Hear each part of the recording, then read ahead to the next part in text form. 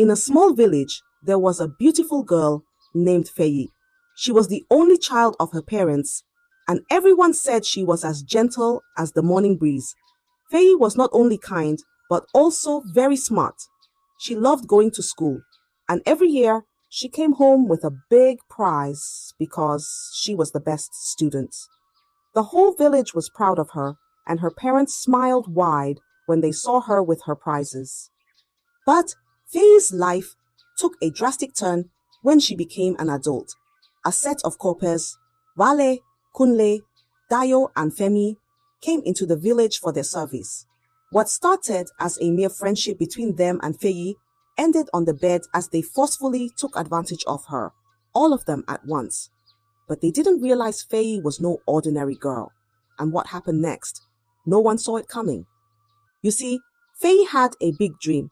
She would always say, "Mama, Papa, I want to be a banker when I grow up. I want to go to the city and wear fine clothes and work in a tall building with many people." Her parents would nod and say, "Yes, my child, you will be great one day. Keep studying and all your dreams will come true." Faye's life was bright and full of hope. She believed that nothing could stop her from becoming the banker she always wanted to be. But what no one knew was that her bright and happy life was about to change, and nothing would be the same again. One sunny day, while Faye sat outside dreaming about her future in the big city, something terrible happened. Her parents went to the next village for a short visit, but on their way back, there was a terrible accident. Faye's parents didn't make it. Just like that, her whole world came crashing down. When the news reached the village, everyone was shocked. The people gathered, and the village held a proper burial for Faye's parents. There was singing, there were prayers, and everyone came to support her. But none of it could heal Faye's broken heart. She cried every day, and the pain was so deep that she couldn't even think of school anymore. Before, Faye was always the brightest in her class. Now, she could barely pay attention. Her mind was full of sadness. Sometimes, she just sat there, staring at her books, but seeing nothing. The teachers saw her pain and didn't scold her. They knew what had happened and didn't want to make things harder for her. But Faye didn't know how to go on. Her dreams of becoming a banker seemed to vanish. Life felt empty, and her heart was filled with sorrow. What Faye didn't realize was that her struggles were just beginning, because soon she'll get herself in the adult life she didn't plan. Faye managed to move on to secondary school, but things weren't the same anymore. Her grades were no longer good. The girl who used to be the best in class was now struggling. Faye didn't want to go to school at all, but in her village, every child had to go to school. If she stopped, it would bring shame to her family, even though they were no longer there to guide her. Every day, Faye felt sad. She sat in class but barely paid attention. Her books looked blurry through her teary eyes. Sometimes, she would sit quietly in a corner, crying all alone. She missed her parents so much, and the dreams of becoming a banker seemed far away, like a balloon floating out of reach. She thought, "How can I go to the city and become a banker without my parents?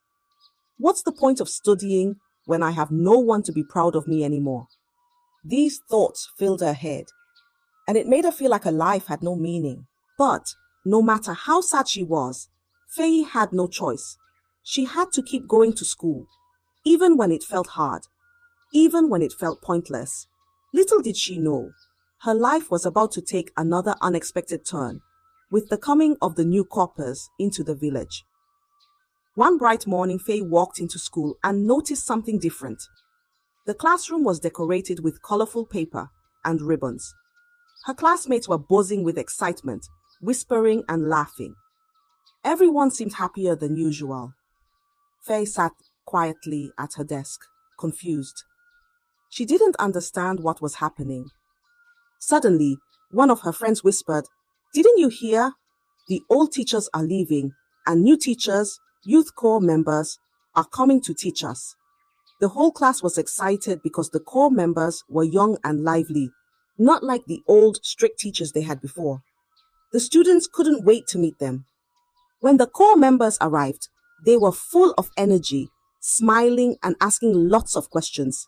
They made learning fun, and the other students were eager to answer their questions. Everyone wanted to be noticed by the new teachers, raising their hands high and shouting out answers. But Faye didn't join in the excitement. She stayed quiet, lost in her own thoughts. Her mind was still heavy with sadness, and no matter how cheerful the new core members were, it didn't change how she felt inside. While her classmates laughed and enjoyed the new teachers, Faye just stared at her books, distant from it all. Yet, something was about to happen that would draw the attention of one of the core members to Faye.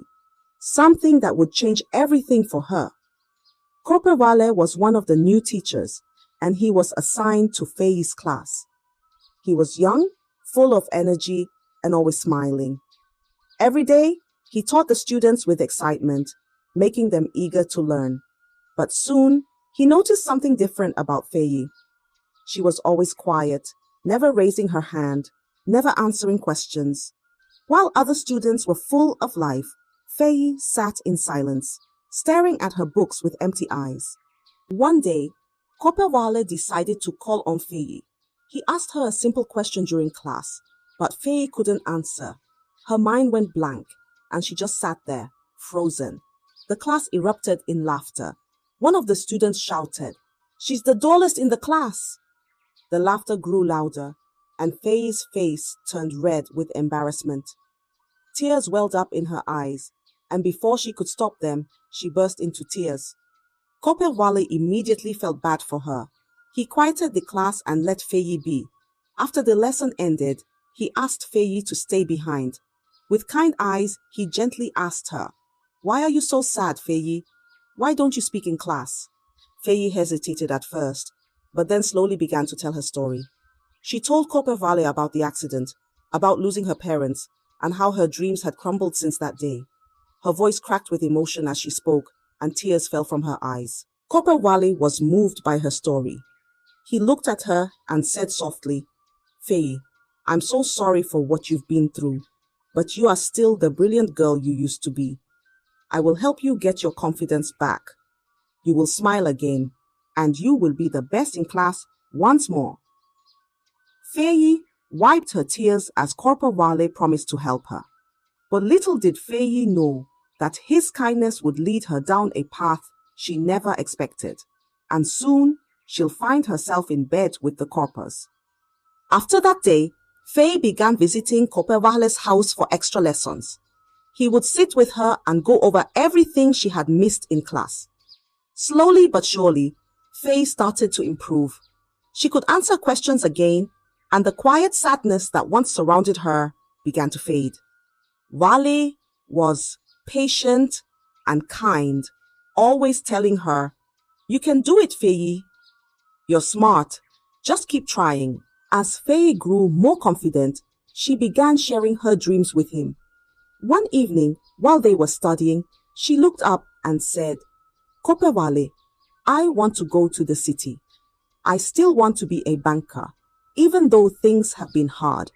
Wale smiled and nodded. "You will, Faye. You're strong, and if you keep working hard, you'll achieve your dream. Just stay focused on your studies for now." Wale didn't just help her with school. He also supported her in other ways. Sometimes he would buy food for her, knowing she was struggling. He even gave her small amounts of money to help with her needs. Faye felt safe with him, and slowly her life started to get better. She began to smile again. Little by little, Faye started to feel hopeful again. Maybe her dreams weren't gone after all.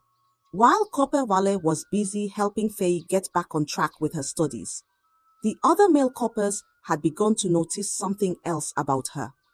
They saw her beauty and how often she visited Corporal Wale's house. They started talking among themselves, whispering about how pretty and well-mannered she was. One evening, while they were gathered together, a few of the male coppers started to make wicked plans. "Faye is such a beautiful girl," one of them said. "Wale seems to be spending a lot of time with her. Maybe we can have some fun too." Another one chimed in, saying, Yes, we should all have her, even if it's just once. She's always going to Wale's house. Who knows what they do behind closed doors? Maybe he's already enjoying her. With those words, they decided to approach Kope Wale. They found him outside his house later that evening, and one of them said, "Wale, we see you with that girl Faye all the time.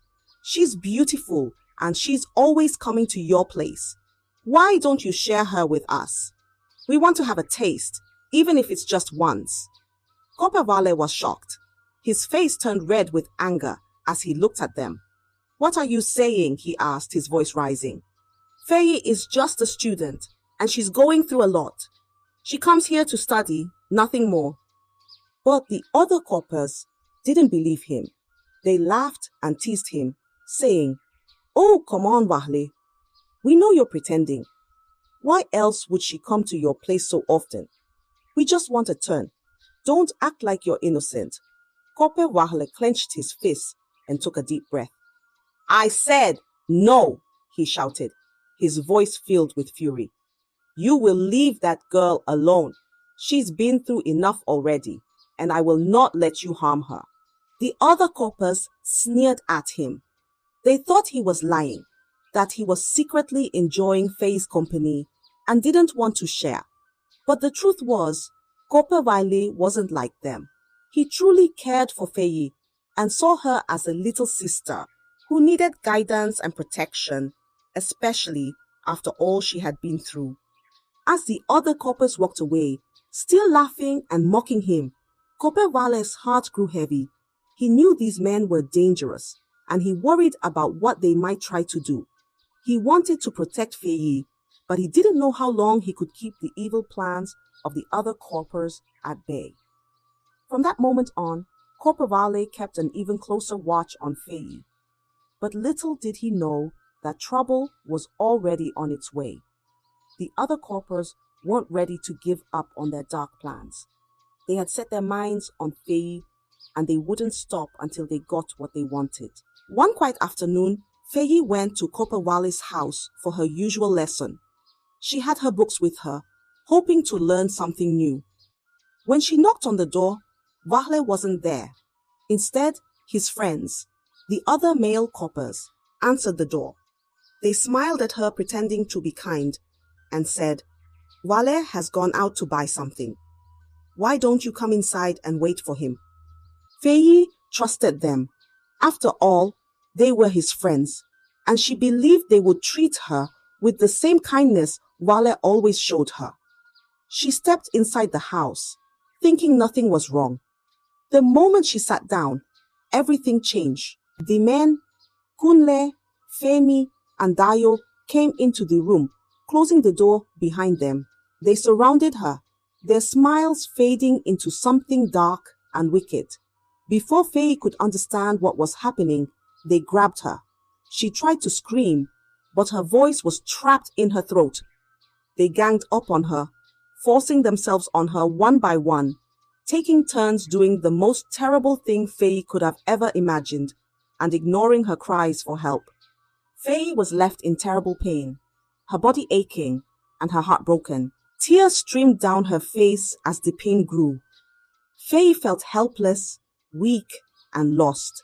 She had trusted them, and now they had taken everything from her, leaving her broken and scared.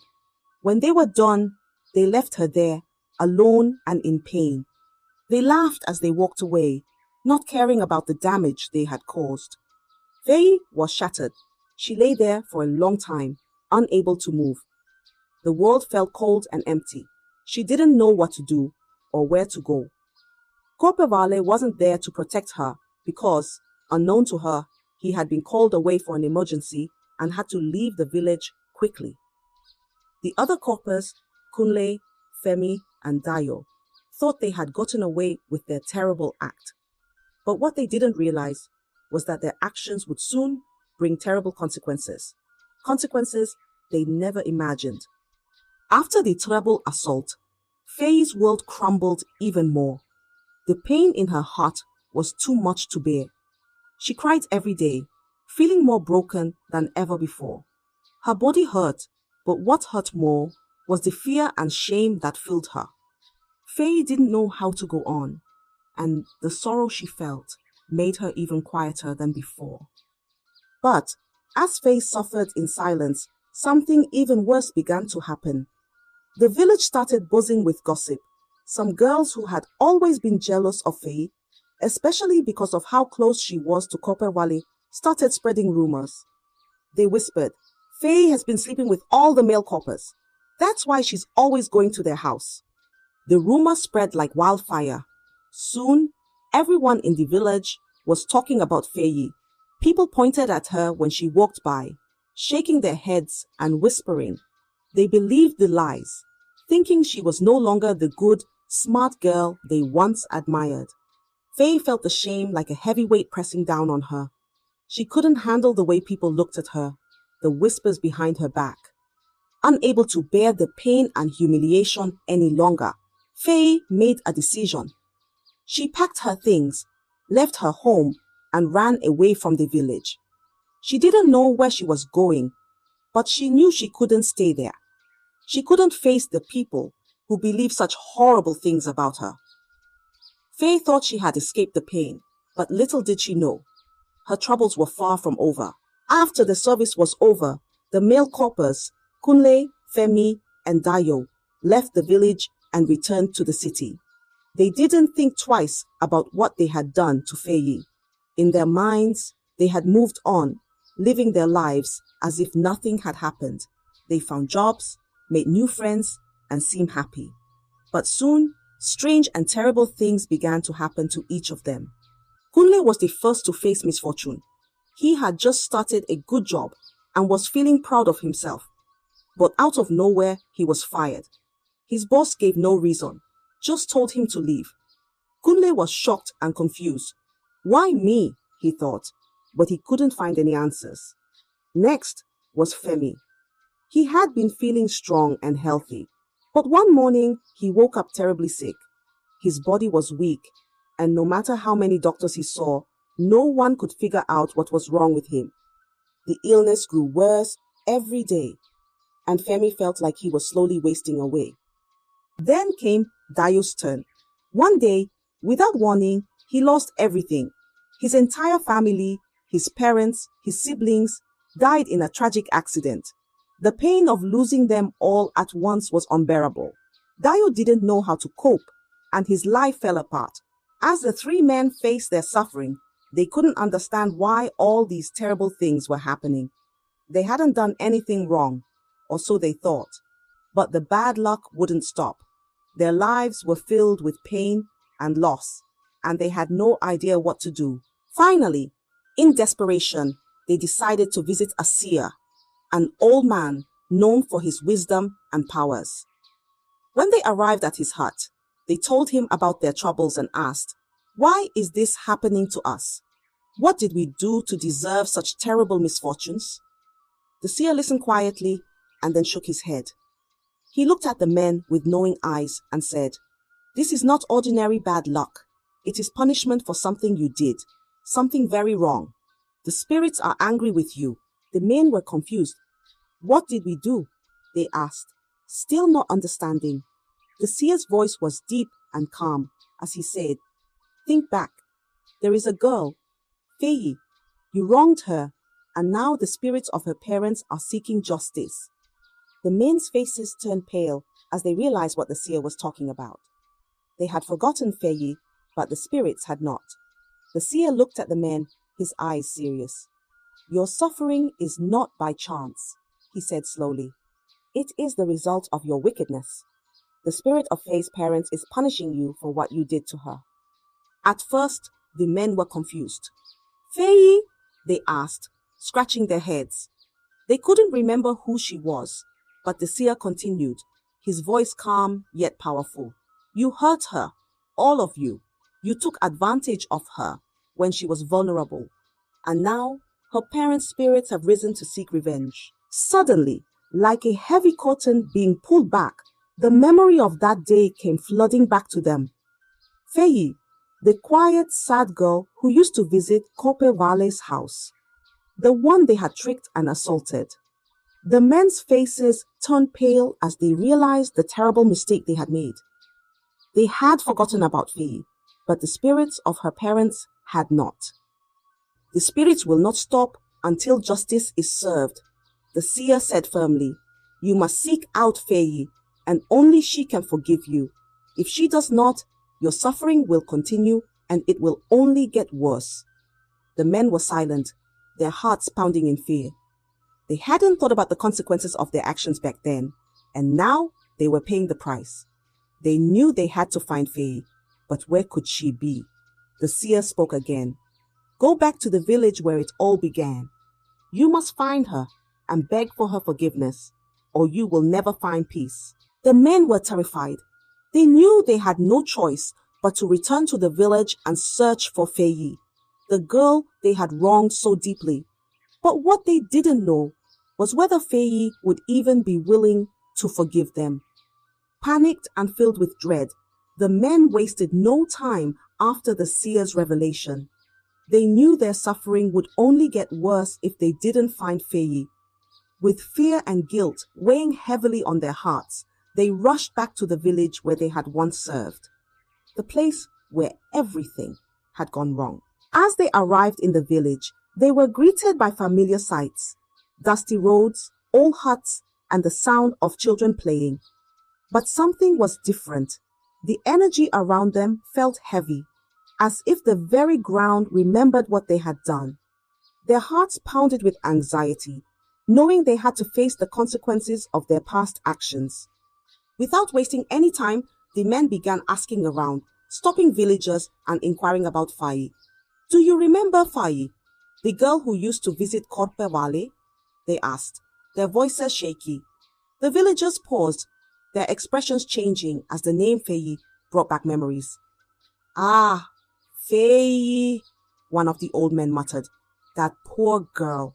Everyone remembers her. But when the men pressed further, they got the same answer over and over. She left the village. After what happened, she just disappeared. No one has seen her since. The villagers recalled the gossip that had spread like wildfire years ago. How some had believed Faye was involved with the coppers. The rumor that she had been with all of them. The shame it brought to her name. But no one knew exactly where she had gone. Faye had fled, and it seemed as though she had vanished into thin air. The more the men asked, the more desperate they became. The village seemed to hold no answers. Faye had left, and with her went any hope of clearing their name and ending the curse they were under. Just as they were losing hope, an old woman who lived near the corpus house spoke up. She had been watching from her doorway as the men went from person to person, their faces growing more desperate by the minute. You won't find her here, the old woman said quietly as they approached her. Faye left after the scandal. The whole village was buzzing with talk about her and the corpers.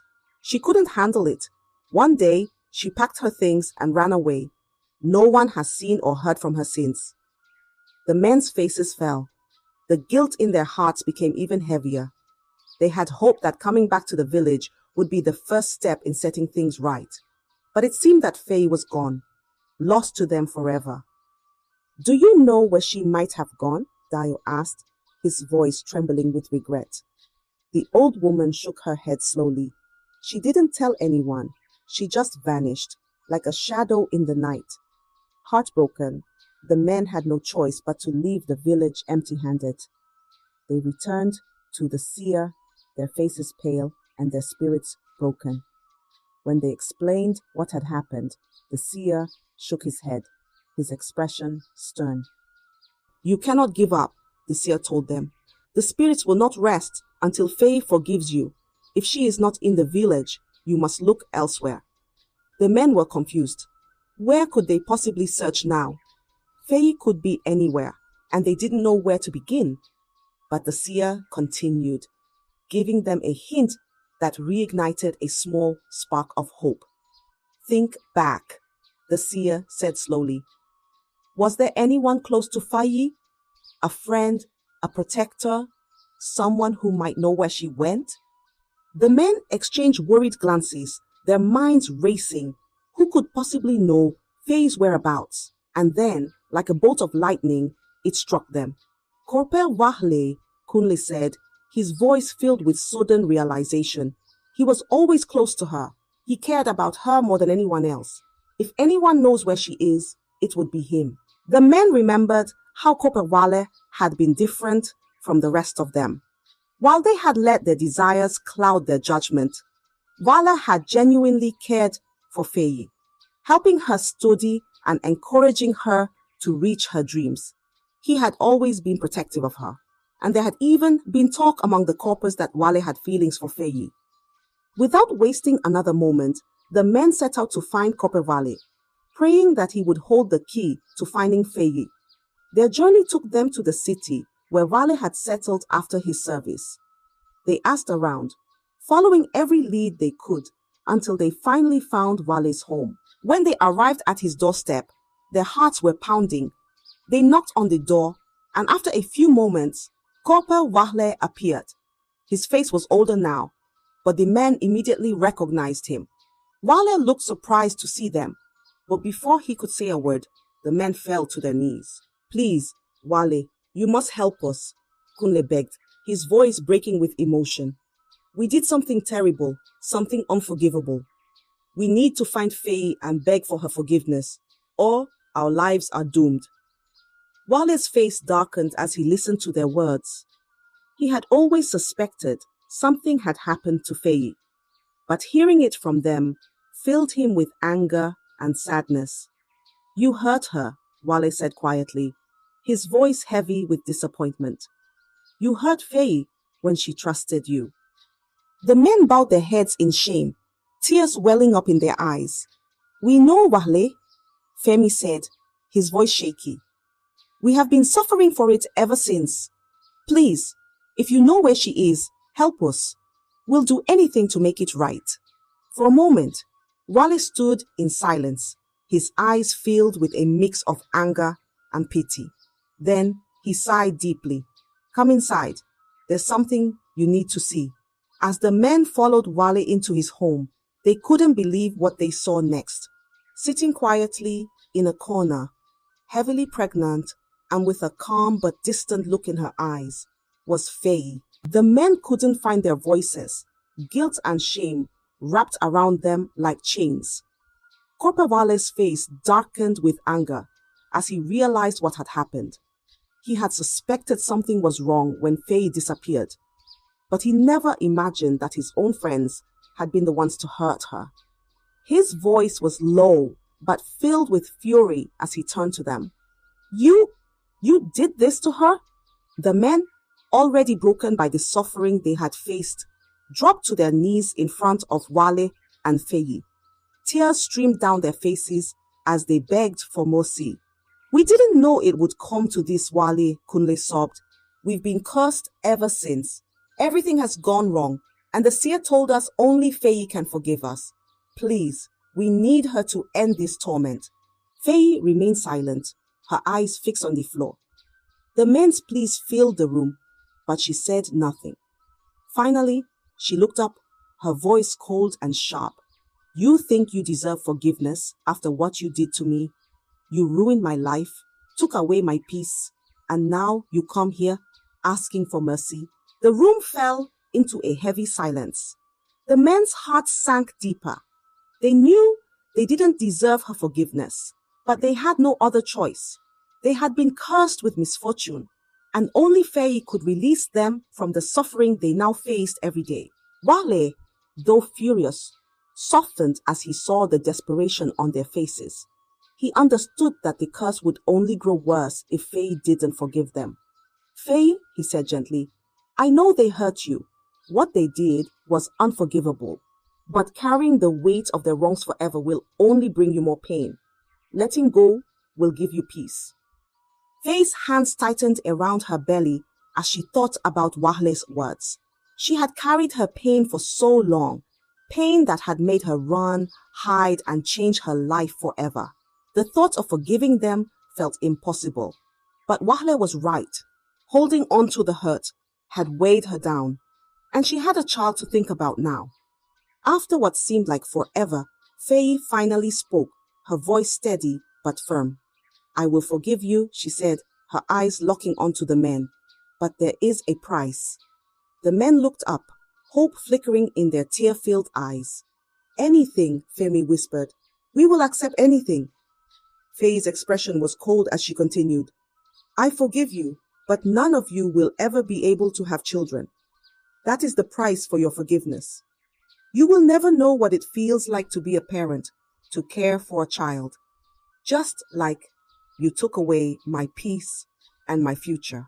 The men nodded, tears falling freely as they accepted her condition. They had no other choice. "Thank you," Kunle said, his voice cracking. "Thank you for sparing us." Wale stood beside Faye, his heart heavy with the weight of what had happened, but relieved that Faye had chosen to move forward. The men left his home, their hearts filled with regret and sorrow. Though they had been forgiven, the consequences of their actions would stay with them forever. In the months that followed, Faye gave birth to a beautiful baby with Wahle by her side, supporting her every step of the way. With his help, Faye returned to school, determined to fulfill her dream of becoming a banker. She worked hard, and despite everything she had been through, Faye succeeded. She became the banker she had always dreamed of being, and finally, after years of pain and struggle, she found happiness. Wale remained by her side, and together they built a life filled with love, hope, and the promise of a brighter future. Though the past had scarred her, Faye rose above it, proving to herself and the world that she was stronger than the pain she had endured. And as for the men, they lived their lives with the knowledge that their actions had cost them dearly. They would never know the joy of having children, and that was a burden they would carry forever, a reminder of the price of their wickedness. I hope you enjoyed the story. If so, please like the video, comment what you learned from the tale, and don't forget to subscribe to the channel for more enchanting tales just like this one. Thank you.